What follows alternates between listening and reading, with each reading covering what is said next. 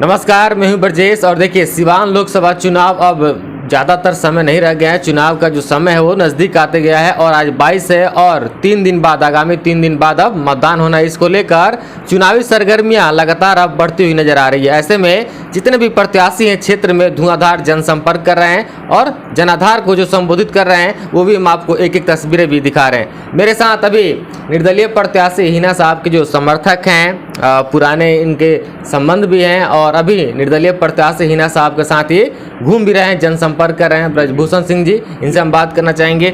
Sir, JP सेनानी भी है ये, तो इनसे हम बात करेंगे। ब्रजभूषण सिंह जी, सबसे पहले मेरे चैनल पे आपका स्वागत है। आपके चैनल को भी और आपके व्यूअर को भी बहुत बहुत बधाई। आप महसूस किए हमसे अपना लेने के लिए। अच्छा, सवाल पहले यही रहेगा, आजकल ट्रेंडिंग में चल रहा है भगवा पर सवाल कि नकली भगवा और वास्तविक भगवा, इसमें क्या सच्चाइयाँ हैं? क्या इस तरह की अफवाह राजनीति में चल रही है कि आप लोग जो है नकली भगवा हैं, बीजेपी वाले कह रहे हैं कि हम लोग असली भगवा हैं?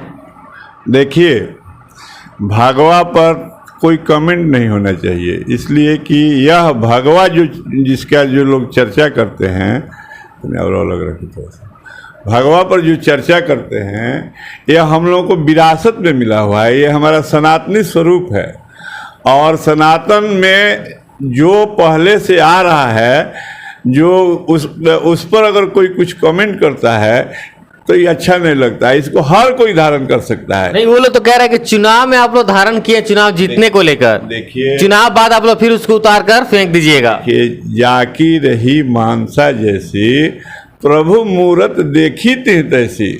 भगवान का स्वरूप जो है, कोई निराकार को मानता है, कोई आकार को मानता है, भिन्न भिन्न रूप में मानने वाले लोग हैं। हम लोग हृदय से चाहते हैं, हम लोग हृदय से भगवान को मानते हैं। यह चीज़ या तो वो लोग समझ नहीं पाते हैं, या उनको जानकारी का या अभाव है, या कुछ कहने के लिए उनको चाहिए, इसलिए बोल रहे हैं। तो कुछ कहने के लिए उनको चाहिए। दूसरा सवाल हमसे लेना चाहेंगे, जिस तरह से जनसंपर्क आप लोग कर रहे हैं हिना साहब के समर्थन में, किस तरह का जनाधार आप लोग को देखने को मिल रहा है? किनसे मानते हैं, लड़ाई किससे है इस बार? देखिए, हम लोगों का जो सोच है या जो जनता का उफान है, जो उबाल है, और जनता का जो समर्थन हम लोग से को मिल रहा है, उसमें हम लोग को लगता है कि सब लोग हम लोग से बहुत पीछे हैं, जिसका आप आकलन नहीं कर सकते हैं। स्थिति है कि जिस गांव में हम जाते हैं, उस गांव का A to Z, चाहे हरिजन हो या गिरजन हो या राजपूत हो या ब्राह्मण हो या बंसफोर हो, जो भी है वो सब लोग हीनामय हो गया है आज के डेट। तो हीनामय हो गया है। तो जिस तरह से देखा जा रहा है कि एनडीए प्रत्याशी विजय लक्ष्मी कुशवाहा के पक्ष में प्रधानमंत्री आ रहे हैं, मुख्यमंत्री आ रहे हैं, मंत्री कई उतर रहे हैं, ऐसे में कहीं ना कहीं लड़ाई तो टॉफ नजर आती होगी आप लोगों को। देखिए, ये प्रजातांत्रिक व्यवस्था है, इसमें चाहे राजा हो या रंक हो, सब किसी को एक मत देना है। मत का चाहे प्रधानमंत्री हो, चाहे गृह मंत्री हो, चाहे गाँव का एक साधारण व्यक्ति हो, सबका महत्व एक ही है। जो आता है उसको आने दीजिए, उससे यहाँ की जनता को कोई असर नहीं होने वाला है। इसलिए कि यहाँ का जो मुद्दा है स्थानीय मुद्दा है, विकास का मुद्दा है, और विकास पर चूँकि हिना साहब के पति जो हैं वो विकास पुरुष से के नाम से जाने जाते थे। अटल बिहारी वाजपेयी जो सर्वोच्च नेता थे, सर्व लोगों के मान्य नेता थे, उनके शब्द से, उनके मुखार बिंदु से सब निकला था कि साहबुद्दीन जो है विकास पुरुष है। उनके काम के, उनके पार्लियामेंट में जो उनका पैसा आता है उसको खर्च करने में जो उनको उपलब्धि थी, उनको विकास पुरुष का टाइटल मिला हुआ था। आप जिस क्षेत्र से आते हैं, उजाएं आपका पैतृक निवास भी है। देखा भी जा रहा है कि उजाएं गांव जो है एक तरफ पूरा हीनामय हो चुका है, लगातार हिना मैडम का समर्थन कर रहा है। ऐसे में दूसरे प्रत्याशियों की यहाँ पर क्या स्थिति रहेगी? देखिए, एक उजाएं की ही बात नहीं है। आप दरौंदा प्रखंड का मैं बता रहा हूँ, दरौंदा प्रखंड के किसी भी गांव में जाइएगा तो आप आम लोगों से बात कीजिएगा तो हीनामय है। अब कोई किसी पार्टी से जिसका अटैचमेंट है तो वो तो रहेगा ना, नहीं रहेगा तो पार्टी समाप्त नहीं हो जाएगा। जब सब लोग हीनेमय हो जाएगा तो फिर चुनाव लड़ने की जरूरत क्या होती, लोग सब लोग वोट दे देता।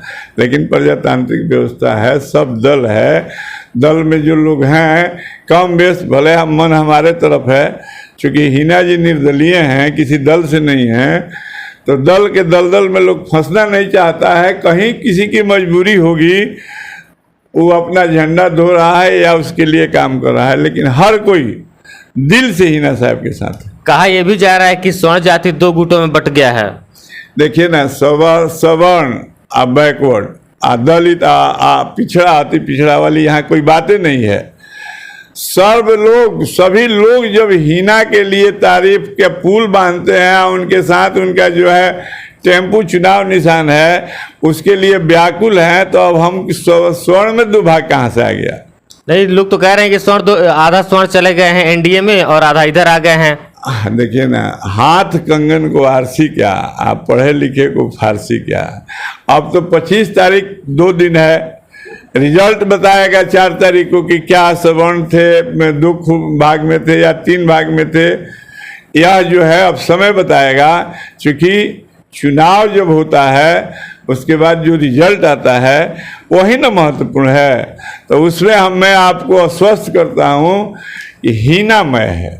आम जनता से क्या अपील करना चाहेंगे? आम जनता से तो मैं अपील यही करूँगा कि भाई आप शहाबुद्दीन साहब का कार्य देखें। मैं उनके कार्य का अगर विवरण दूं आपको तो घंटों लग जाएगा, उतना आप नहीं चला पाएंगे, उतना हमारे लिए समय नहीं दे पाएंगे। लेकिन मैं एक साधारण बात आपको बताता हूं।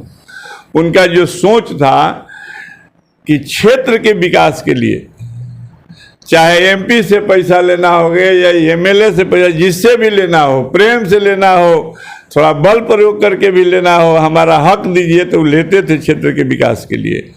और यही कारण है कि जिस समय वो थे उस समय पैसा कम मिलता था, उसके बावजूद भी चाहे वो लालू यादव जी थे या जो भी सांसद यहाँ से जीते थे राज्यसभा में, उन लोगों से पैसा लेते थे, लेकर के क्षेत्र का विकास करते थे, जिसके चलते वो विकास पुरुष कहलाए।